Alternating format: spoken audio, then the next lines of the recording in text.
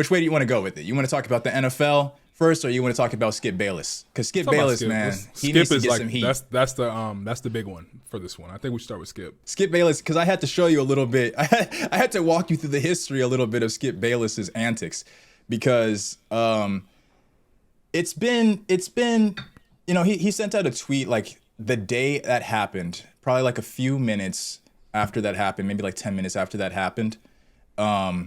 And his tweet, which he then tried to walk back afterwards and make it seem like he was talking about Damar Hamlin's health and safety.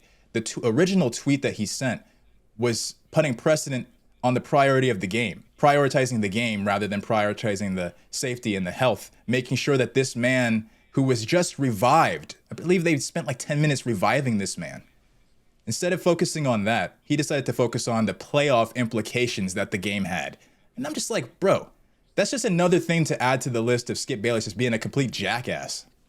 Like it's and another problem I had with Skip is like, what's like he should have sent back to back. Like he should have, if he was gonna say that, right? Fine. Yeah. But then he should also said, but like, my condolences to his family and his health. Don't try to walk it back when they get in your ass, because it doesn't feel genuine. They went all the way up. It feels corporate. It feels like, oh, I gotta send out a fake apology. Because they got in his ass. Yeah, all the players, all the people on social media, like ordinary citizens. So what he ended up doing after he sent that secondary tweet is the next day on his show, Undisputed, he decided to give an opening monologue where he kind of addressed the tweet and kind of gave like, I don't know, like some type of, what's an expression I can use for a fake apology? Because it wasn't a real apology. People saying he was forcing crocodile tears in the comments. Right, because he does like a backhanded, like sorry not sorry, like a sorry not sorry. Exactly. I'm not gonna take the tweet down. Kind of forced to apologize, but I'm not gonna take it down. I'm gonna stand on it. But that's the thing, like, because you just said like it felt corporate the way that he went about it, and then at the same time it's like he's addressing it now and kind of giving an apology for it. And like at least taking accountability for what he said. But then the following day after that, his partner, his co-host on the show, Shannon Sharpe, who by the way is a Hall of Famer, like this man is no joke. He's not to play with. He's him. Okay. He took the day off the previous day. I don't want to say take the day off, but he missed the show the day before because this is a first in history. Like this is a serious situation. So he's showing his support in that way. Shannon Sharpe then comes on the show the next day and gives his opening monologue and wants to, instead of focusing on Skip Bayless's jackassery, if that's a word, decides to talk about Damar Hamlin as the individual that we should all be worried about. And here comes Skip. I'm sorry. I'm not taking down the tweet. Why do you have a problem with the tweet? Has to insert himself.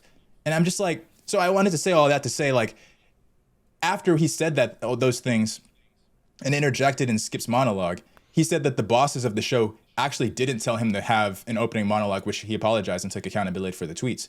So is the flack on Skip Bayless? Obviously, for his tweets, that's his problem. Yeah, he needs to take accountability for him. Yeah. But why wouldn't the bosses of Fox be like, nah, we have a problem with that. Like, you should probably walk back that shit. Like, we don't want that shit coming to us. I'm assuming they agree with whatever he's saying.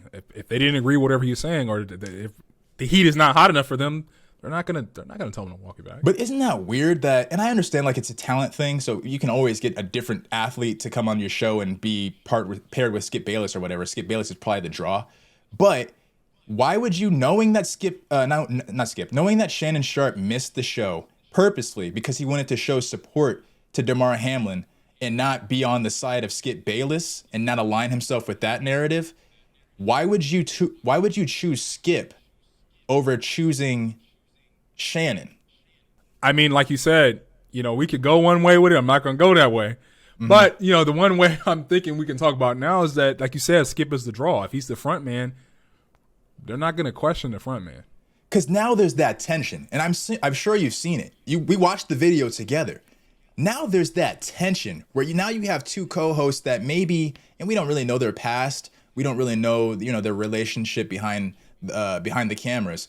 But now you have a tension where it's like, I'm a football player this is my family over here, right? I support my family. I'm an NFL Hall of Famer.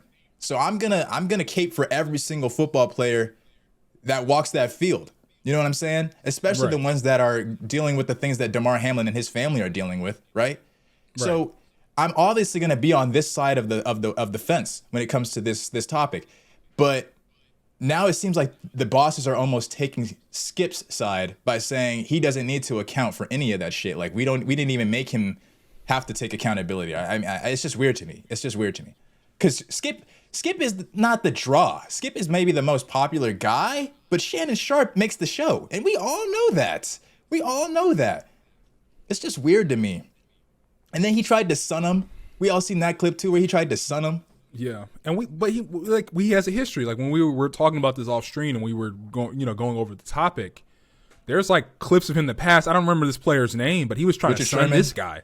Richard Sherman. He was trying to sun. He seems to have a pattern where he has to be the top dog. He has to sun you. He thinks he knows better than you, and you're not on the field. You didn't work your whole life to get into that career. You didn't build the relationships on the field. You don't have that relationship with the game and the people you're playing with and that sportsmanship. He seems like a clown.